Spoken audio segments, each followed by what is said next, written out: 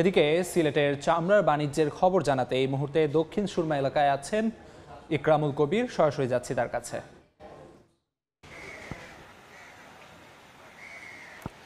আমি এই মুহূর্তে আছি সিলেটের প্রাচীনতম চামড়ার আড়ত ভাটকোলার চামড়া আড়তে।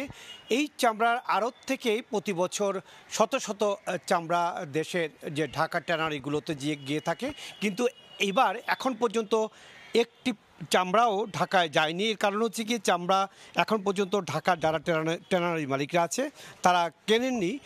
দুটি কারণে চামড়ার এবার যারা বিক্রেতা আছে বা এখানে যারা আড়তদাররা আছে বা চামড়া প্রসেস করে থাকে লবণ দিয়ে, তারা বিক্রি করছে না। এটা কারণ হচ্ছে কি, সরকার যেই দাম নির্ধারণ করে দিয়েছে 50 টাকা, সেই দাম নির্ধারণের মধ্যে কিন্তু উল্লেখ নেই সে লবণযুক্ত চামড়া হবে না লবণ ছাড়া চামড়া হবে। এবং লবণযুক্ত যদি চামড়া হয়ে থাকে তাহলে এইটার দামটা প্রায় 50 টাকার মতনই পড়ে থাকে।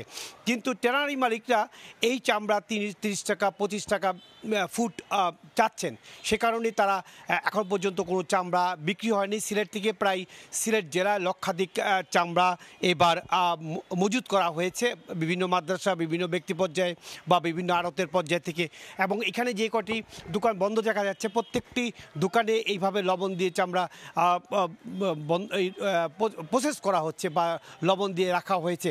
অন্যটা আরেকটি অভিযোগ রয়েছে, ট্যানারি মালিক যারা আছে তারা কিন্তু এখানকার যারা আড়তদার আছে তাদের কিন্তু কোটি কোটি টাকা তারা প্রতি বছর বকেয়া রেখে থাকে। গত বছরেরই প্রায় 2 কোটি টাকা তারা বকেয়া রেখে দিয়েছে। তারা চামড়া নিয়েছেন ঠিকই, কিন্তু তারা তাদের যেই প্রাপ্য বা তাদের যেই চামড়ার দাম সেই মূল্য তারা পরিশোধ করেনি। এবং প্রতি বছর প্রায় 2 কোটি 3 কোটি টাকা তারা বকেয়া রেখে দেন। এবং ট্যানারি মালিকরা এই বকেয়া রাখার কারণে এখানে যারা ক্ষুদ্র ব্যবসায়ী আছে বা মধ্য ব্যবসায়ী আছে তারা কিন্তু বেশ বিপদে পড়ে থাকে। কারণ সিলেট থেকে তারা কোনো ধরনের এই চামড়া খাতে তারা কোনো ব্যাংক লোন পান না। এবং নিজের লগ্নি করে অর্থ লগ্নি করে এই চামড়া কিনে থাকেন এবং চামড়া কেনার পর সেগুলো লবণ দিয়ে থাকেন এবং লবণ দিয়ে সেগুলো বিক্রির আশা করে থাকেন। কিন্তু ট্যানারি মালিকরা সেই যেই দামে তারা কিনে থাকেন পরবর্তীতে সেই টাকা তারাও পরিশোধ করে নেয়।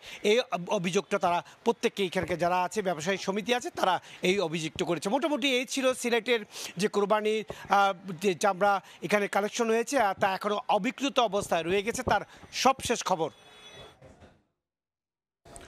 সিলেটের চামড়া বাণিজ্যের সবশেষ খবর জানাচ্ছেন সহকর্মী ইকরামুল কবির।